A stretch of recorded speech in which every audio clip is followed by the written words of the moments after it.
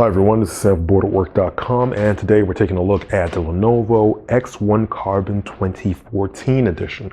Now this is a follow-up to the last year's model of the X1 Carbon, which if you listen to that review, you could tell that we were very impressed with that model at Booredatwork. So now let's just basically go ahead and just give you an overview of exactly what to expect from this new model. Now, this model basically looks and feels very similar to the last model. However, this is lighter, and it's less than 3 pounds, and basically about 0.7 inches thick. Now, 0.7 inches thick is a big departure from last year's model because for two major reasons. First of all, it makes it thinner than the original X1 Carbon, which we all agree was pretty thin. Number two, it makes it way thinner than the original Touch, which we all agreed was bulkier than the original X1 Carbon. And this is a Touch version, so I'm pretty impressed with the fact that it could fit the touch screen and all that in a pretty thin package and deliver that as well. Now, let's go ahead and look at the features on here. Right off the bat, we have the connection here, which is very similar or is identical to last year's charger. We have the One Link over here, which if you use Lenovo's One Link, this is where you'll be connecting to. We have a HDMI. We have a mini display port, USB 3.0, and a microphone jack. That's on the left side of the device. Now, on the front of the device, we have nothing here. On the right of the device, we have another USB 3.0, and we have now a Ethernet extender, which is quite different from the Ethernet USB, or should I say the USB adapter for your Ethernet cable that you would have seen on the last year's model. Now here is what it looks like.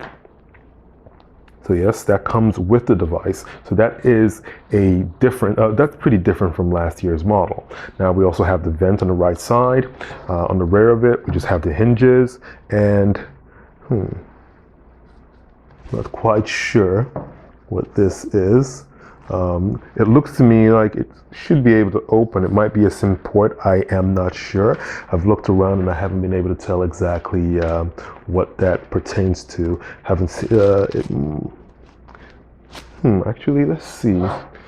If I think about that. Oh yeah, I'm sorry. That is a micro SIM port. Sorry about that. That is a micro SIM port.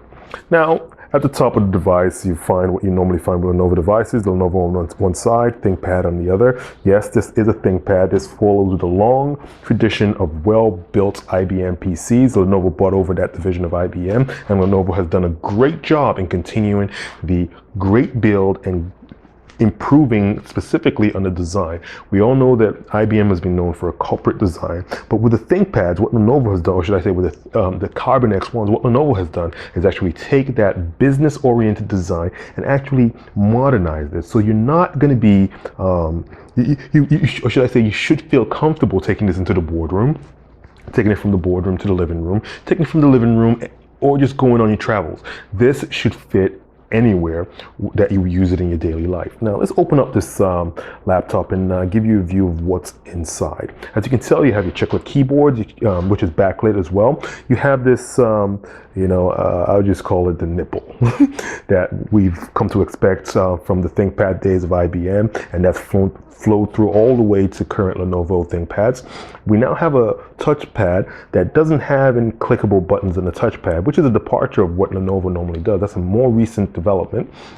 We have the ThinkPad logo on here, and here is a major difference over here. One of the biggest changes between last year's model and this year's model is the inclusion of this, or should I say the integration of the touch function keys. I'm going to scroll in. I'm just basically going to zoom in there to make sure we can get a better view on there. And that cycles through by pressing this leftmost button over here. When I do that, it cycles through the different functionalities of the touch functions here. Now keep in mind that this panel here also changes based on the software you're currently using on the PC. So it's adaptive. It's an adaptive function keys. So it's touch-based and it's also adaptive. So that's actually a very interesting way of Lenovo basically modernizing or improving on the design from last year. Now let's go ahead and take a look at the screen itself. This is a 1080p display. It's 14 inches, similar to last year's, basically, which is an identical size to last year's model. This is a 14-inch display. I don't know if you can tell from the video itself, but this is a pretty vibrant screen. You can actually get really clear, you basically get no loss of quality, even when you have it, so low. You can still see a very vibrant screen on there. I'll open that back up. And I guess I have to log in here. So we'll do that right now.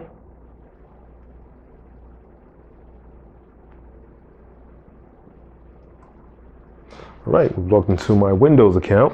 And right off, you can see the desktop area. And I'm going to bring the Windows 8.1 UI up. And you can tell this is a very snappy, PC, because we're going to go back in here and show you exactly what we have in these PC. All right.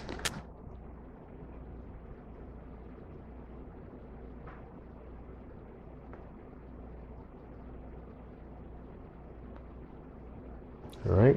As you can tell, this is a touch screen, as we mentioned. Oh, sorry. Get out of there.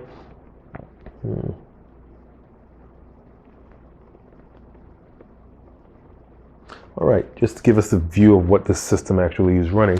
Right now, it's running Windows 8.1 Pro, 2013, yes, Microsoft Edition, Microsoft Corporation, good.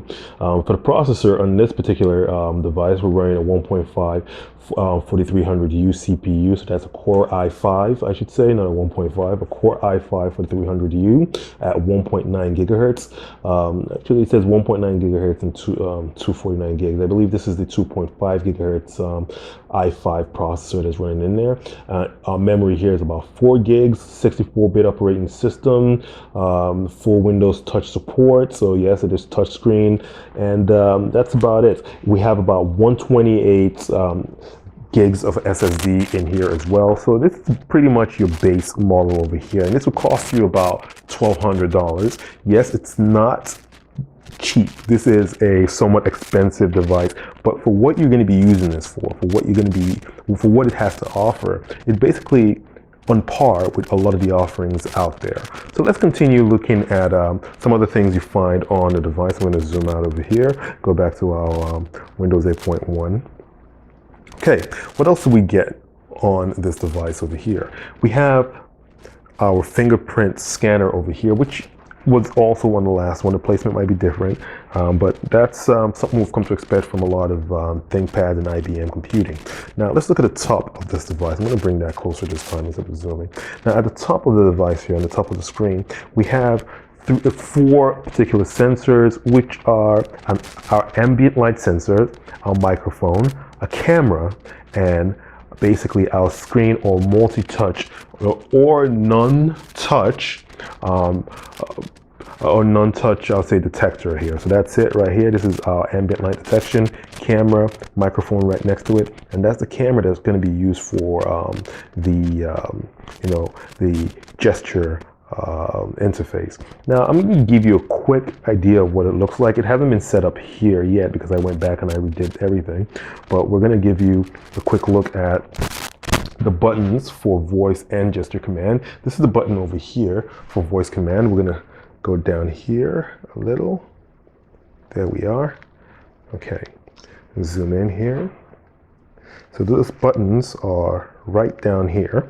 This is the voice command button, and right next to that would launch your Dragon Assistant, and that is a gesture control button. That would launch your gesture controls.